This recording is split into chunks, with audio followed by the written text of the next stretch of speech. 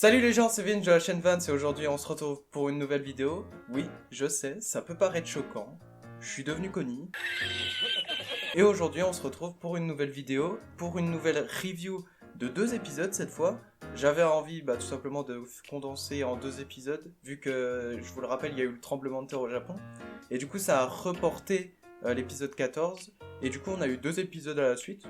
Moi personnellement, ça me va. Et du coup voilà, donc aujourd'hui review de l'épisode 15 et de l'épisode 14. Dans le sens contraire aussi ça marchait. Bref, c'est parti.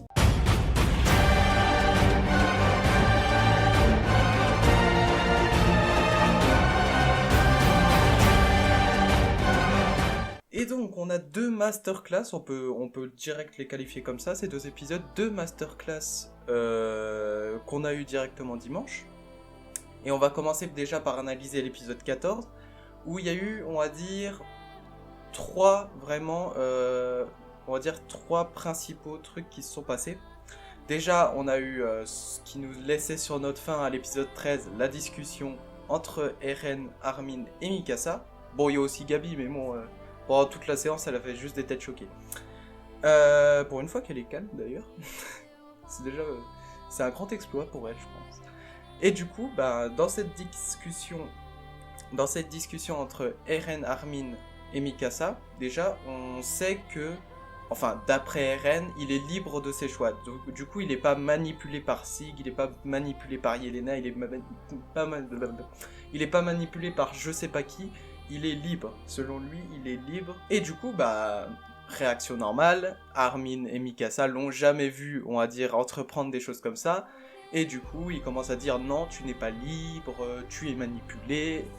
Et c'est là que Eren tout simplement désingue leur argument. Armin lui dit tout simplement que vu qu'il a été influencé par Bertolt, selon lui, vu qu'il a récupéré le titan de Bertolt, il est aussi influencé un peu par ses souvenirs. Et du coup, Eren, vite fait, il en déduit que Armin continue à aller voir Annie. Du coup, Armin out. Et maintenant Mikasa, donc d'après les dires de Sieg, qui en connaît beaucoup plus d'après lui par rapport à la transformation de Titan, etc. Le clan Ackerman est là juste pour protéger quelqu'un. Voilà, en gros. Ou son roi. On appelle ça son roi. Et du coup, selon lui, Eren, au moment où il avait tué les deux assassins, non, il y en avait 3. Il y avait 3 assassins, vous vous rappelez, qui sont venus tuer la mère de Mikasa. Enfin, ils l'ont pas tué. Non, si, ils l'ont tué. Et du coup, c'est à ce moment-là, quand Eren lui a dit de se battre, que Mikasa a, selon lui, considéré Eren comme son roi. Et du coup, qu'elle a dû le protéger. Et du coup, Eren, il dit une phrase que je pense que personne ne s'y attendait, je suppose. Je t'ai toujours haï, Mikasa. Bon. Pourquoi il l'a haï ? Parce que justement, il déteste les gens qui sont comme du bétail, comme il le disait. Des gens qui sont sous tutelle, sous cloche, je sais pas comment on dit exactement, sous influence de quelqu'un. Et du coup, voilà. Armin qui s'énerve et Mikasa qui le retient. Du coup, encore une preuve, on va dire ça une preuve, que ce que Eren avance a l'air d'être en tout cas plausible. Et du coup, Armin il peut pas se contenir, logiquement, on est d'accord. Et on voit pour la première fois Armin et Eren se battent. Armin s'est fait tout simplement défoncer. Bon, ça je pense que tout le monde s'y attendait. Mais Armin dit quelque chose d'intéressant à Eren, et c'est là qu'on voit quand même que Eren, je sais pas, mais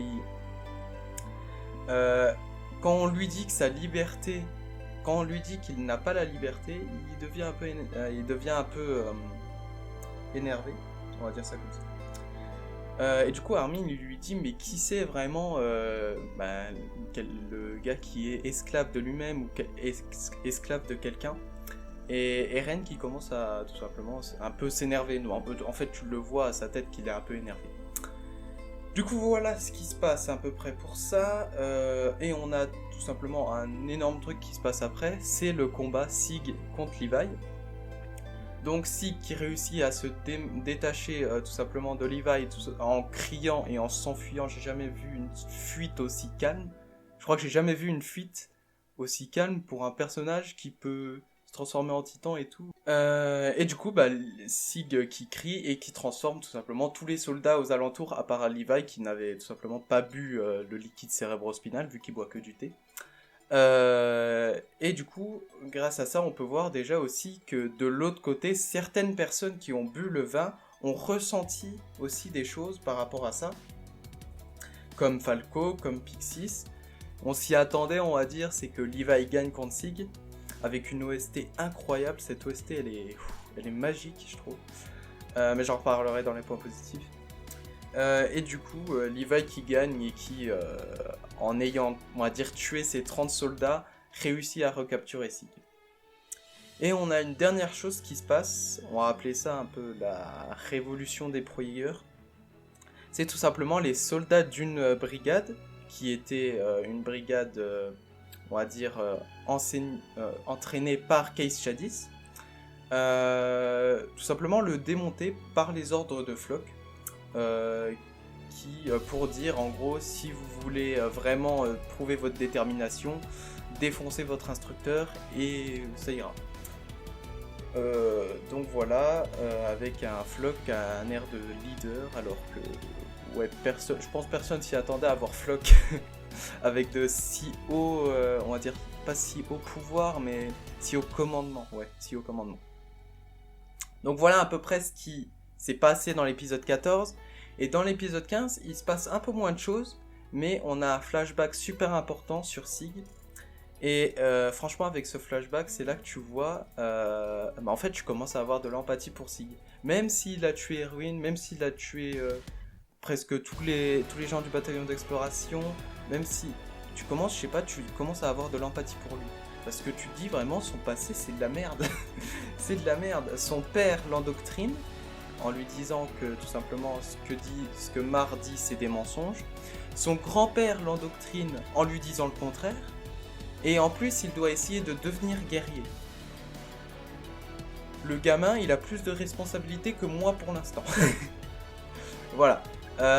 Et malgré ça il réussit, on va dire, à satisfaire tout le monde. Il réussit à satisfaire son père qui lui met une pression de malade. Il réussit à satisfaire, on va dire, son grand-père par rapport à ses idéaux. La seule chose qui n'y arrive pas, c'est tout simplement à être guerrier, tout simplement, parce que c'est un examen très dur et très physique. Et c'est pas quelqu'un de super sportif, je suppose, ou tout simplement qui n'arrive pas à faire cet examen. Et du coup, il est un peu enchaîné dans cette boucle où il y a son père, son grand-père, le truc des guerriers, aussi la population... Mar qui est ici, qui fait vivre un enfer aux Eldiens, jusqu'à qu'il rencontre Monsieur Xaver, qui est l'ancien possesseur du Titan Bestial, et avec qui il va commencer à jouer tout simplement un peu au baseball, enfin la balle quoi. Et du coup, là on a un peu, on va dire les débuts d'initiation du Titan Bestial, avec ses magnifiques lancers. Bref, et puis voilà, donc on va dire que les moments qu'il a avec Xaver, c'est un peu des moments de repos dans toute cette boucle qu'il a tous les jours. Et puis voilà, jusqu'au moment où on découvre en fait, enfin des hauts dirigeants Mar découvrent que le père et la mère de Grisha sont donc dans l'alliance, vous vous rappelez avec le flashback qu'on a eu dans la saison 3. Donc dans l'alliance qui veut tout simplement le renouveau de l'Empire Eldien. Et du coup on a Xaver qui est un peu on va dire le père de substitution de Sig, qui lui dit de les dénoncer tout simplement pour empêcher qu'ils soient déportés et qu'aussi ses grands-parents soient déportés. Du coup sa mère et son père sont déportés et on sait ce qui se passe par la suite. Et voilà, du coup, et dans ce flashback, on a aussi un autre moment un peu plus loin dans son âge, où tout simplement on découvre le véritable plan de Sig, qui est d'euthanasier les Eldiens. Donc le euthanasier, en gros, c'est d'empêcher de faire à quelqu'un des bébés, avec ce qu'a dit Xaver par rapport au fait que le peuple, enfin, Ymir, enfin le titan originel, serait capable de modifier la constitution des Eldiens, enfin la constitution intérieure des Eldiens, donc dans le corps. Et du coup, Sig, il a son idée, c'est que, tout simplement, on devrait ne plus, tout simplement, ne plus avoir de nouveau-nés. Voilà. C'est une solution radicale, mais pour lui, c'est ce qu'il appelle une éradication douce, sans, on va dire, sans guerre, sans tuerie de masse, etc. C'est juste que le peuple eldien disparaisse petit à petit au fur et à mesure que les générations passent. Et on apprend aussi que, du coup, pour mener à bien son plan, c'est qu'il faut un possesseur de titan originel qui n'est pas de sang royal, et un possesseur de titan qui, tout simplement, possède du sang royal, mais qui n'est pas l'originel.